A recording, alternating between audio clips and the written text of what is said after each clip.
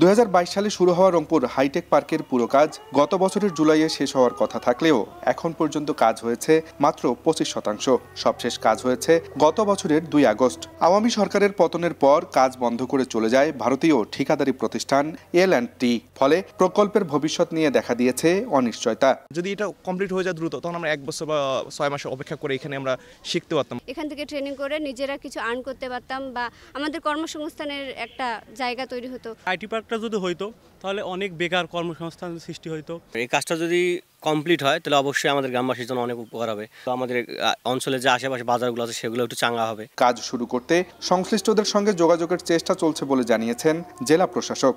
আমরা সচেষ্ট আছি, জেলা প্রশাসন আমরা যোগাযোগ রাখছি তাদের সাথে, যে এই কাজগুলো যে অবশিষ্ট যে কাজটা আছে অসম্পূর্ণ কাজ, সেই অসম্পূর্ণ কাজটা সম্পূর্ণ করার বিষয়ে তাদের কি নীতিগত সিদ্ধান্ত রয়েছে সেই বিষয়টা আমরা জানা মাত্র আপনাদেরকে জানাবো। রংপুর অঞ্চলের তরুণদের দক্ষতা বৃদ্ধির পাশাপাশি কর্মসংস্থানের নতুন সুযোগ তৈরি করতে দ্রুত হাইটেক পার্কের কাজ চালু করা জরুরি বলছেন বিশেষজ্ঞরা। নতুন লাক্স যা ত্বককে করে কোমল আর দেয় ব্রাইট গ্লো।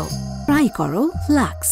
প্রতি বছর একটা ভালো অ্যামাউন্টের যে দক্ষ শিক্ষার্থী তারা কিন্তু শিক্ষিত হয়ে সার্টিফিকেট নিয়ে বের হচ্ছে। এই হাইটেক পার্কগুলো যদি দ্রুততম সময়ে চালু করা যায় তাহলে তারা তাদের মেধাকে বিকাশ করতে পারবে। রংপুর নগরীর খলিশাকুড়ি এলাকায় 10.77 একর জমির উপর নির্মিত রংপুর হাইটেক পার্কের নির্মাণ ব্যয় ধরা হয়েছে 154 কোটি টাকা। আব্দুর রশিদ জীবন, সময় সংবাদ, রংপুর।